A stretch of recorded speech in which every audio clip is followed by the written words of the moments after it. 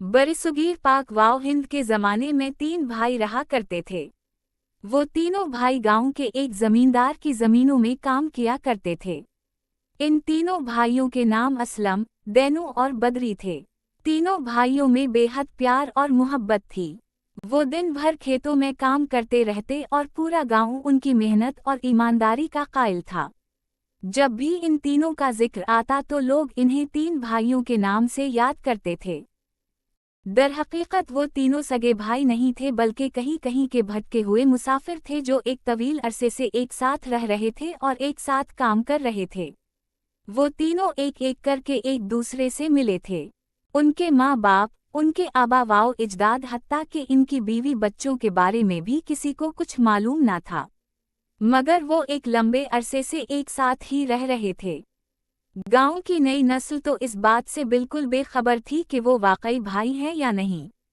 असलम, दैनू और बदरी सारा दिन खेतों में काम करते। उनका कोई मुस्तकिल ठिकाना न था, इसलिए इन्होंने इन्हीं ज़मीनों के बीचों बीच 3 झोंपड़ियां बना रखी थीं। शाम होते ही वो अपनी झोंपड़ियों के बाहर चारपाइयां डाल लेते और बैठ जाते। अगर सर्दी होती तो लकड़ियां जलाकर आग तापते। काम से फारिग होने के बाद सारी शाम उनकी बातों में गुजर जाती और जब नींद आती तो वहीं सो जाते।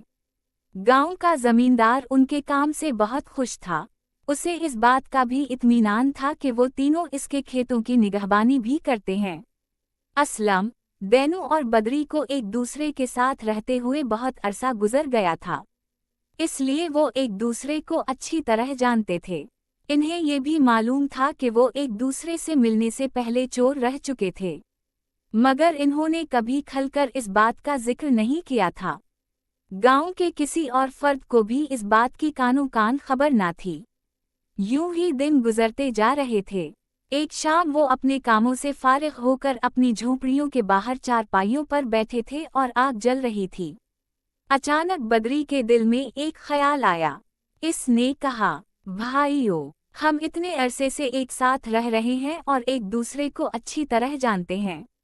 हमें ये भी मालूम है कि हम एक दूसरे से मिलने से पहले चोरी करते थे, लेकिन चूंकि अब हम अपनी मेहनत की कमाई खाते हैं तो मुझे ये जानने का शौक हो रहा है कि आखिर ऐसा किया हवा कि मेरी तरह तुम दोनों ने भी सच्ची तौबा कर ली और चोरी छोड़ दी।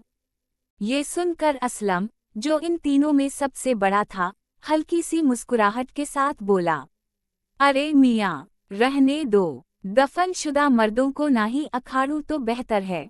मगर दैनू और बदरी दोनों ने इसरार किया, नहीं असलम भाई, आज हम एक दूसरे को अपने अपने राज बता देते हैं।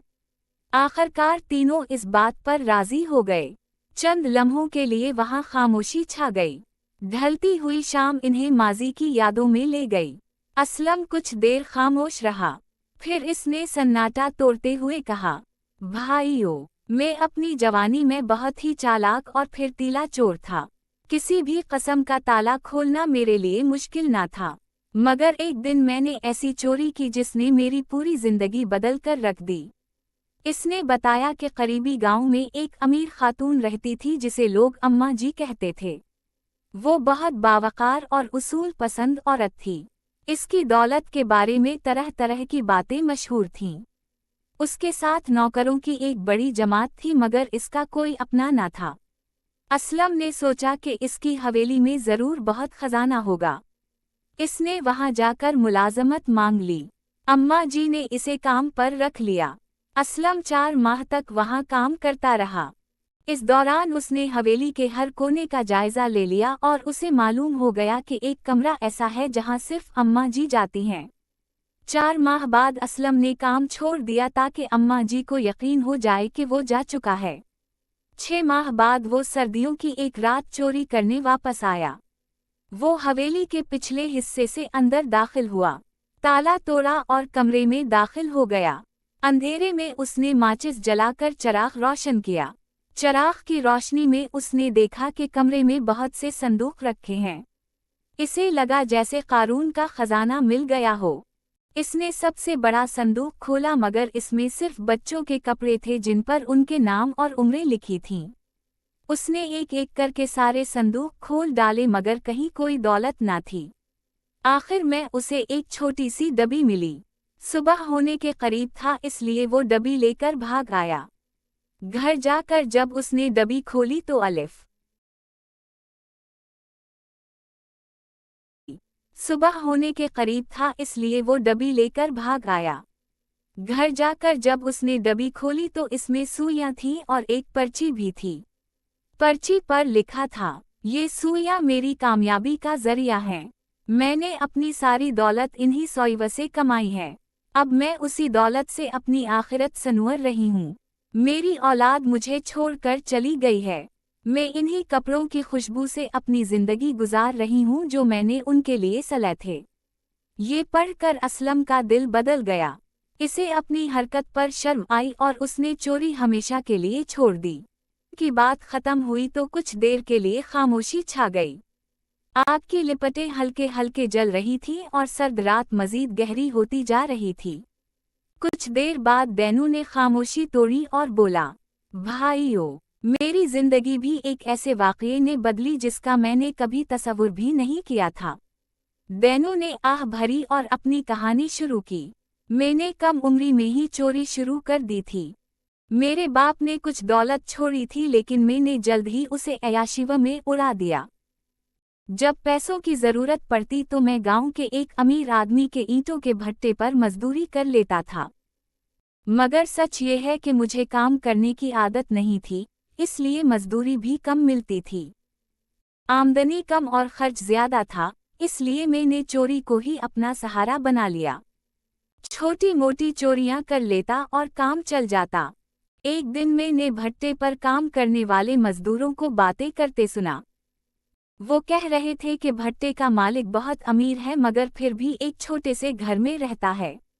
किसी ने कहा, मैंने तो सुना है कि इसने अपनी सारी दौलत अपने भट्टे के पीछे जमीन में छुपा रखी है। ये बात सुनकर मेरे दिल में लालच जाग उठा। मैं उसी शाम मालिक के पास गया और कहा, मालिक, मुझे भट्टे का काम नहीं आता, मुझे जमीनों पर काम दे दें। इसने फौरन मुझे अपने गन्ने के खेत में काम पर रख लिया। मगर मेरा मकसद काम करना नहीं बल्कि खजाना तलाश करना था। मैं काम कम और जमीन ज्यादा खोदता रहता। एक दिन मैंने देखा कि मालिक आया और एक खास जगह बैठकर वहीं से गिना तोड़कर खाने लगा। अगले दिन भी उसने उसी जगह से गिना तोड़ा। तीसरे दिन उसने मुझे देख लिया और एक गिना तोड़कर मुझे देते हुए बोला, ये खाओ, तुम्हारी बीमारी ठीक हो जाएगी। मैं हैरान हुआ मगर खामोशी से गिना खा लिया। अगले दिन भी उसने मुझे वहीं से गिना दे दिया। मेरे दिल में शक पैदा हुआ। मैंने पूछ लिया, मालिक, आप रोज उसी जगह से गिना क्यों तोड़ते हैं? वो मुस्कुराया और मुझे अपने पास बिठाकर कहने लगा, मैं एक जमाने में बहुत दौलतमंद था। मैंने बहुत सा सोना और दौलत जुमा कर रखी थी और उसे एक कमरे में रख दिया था। फिर मुझे ख्याल आया कि इस खजाने की हिफाजत कौन करेगा। आखिर मैंने एक सपीरे से एक बड़ा सांप लाकर इस खजाने पर बिठा दिया। मुझे यकीन था कि अब कोई इस खजाने के करीब नहीं आएगा। मगर वक्त गुजरता गया और मुझे सांस की एक खतरनाक बीमारी लग गई। एक दिन एक बुजुर्ग ने मुझे नसीहत की कि अपनी दौलत अल्लाह की राह में खर्च करो और गरीबों की मदद करो। मैंने उनकी बात मान ली और अपनी ज्यादातर दौलत गरीबों में तकसीम कर दी। दैनू ने बताया कि इसके बाद इस आदमी की बीमारी भी आहिस्ता आहिस्ता ठीक हो गई और उसने गन्ने की काश्त शुरू कर दी। ये वाकया सुनकर दैनू का दिल भी बदल गया। इसे एहसास हुआ कि दौलत से ज्यादा कीमती चीज नेकी और सच्चाई है। उसने भी उसी दिन चोरी छोड़ने का फैसला कर लिया। ये सुनकर असलम बहुत खुश हुआ।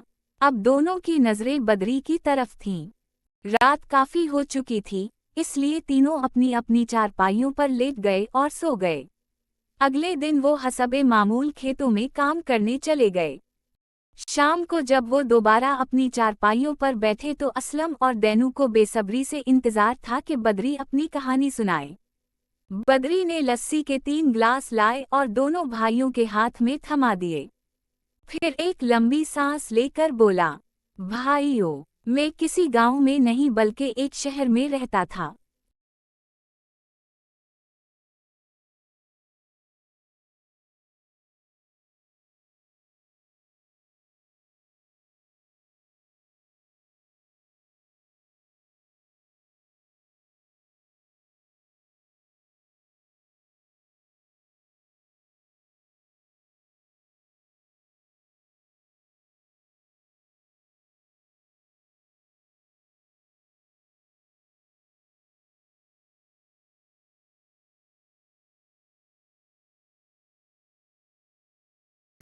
नेक्स्ट वीडियो में मिलते हैं।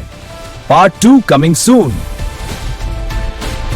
वीडियो पसंद आए तो चैनल को सब्सक्राइब करें, लाइक और शेयर जरूर करें।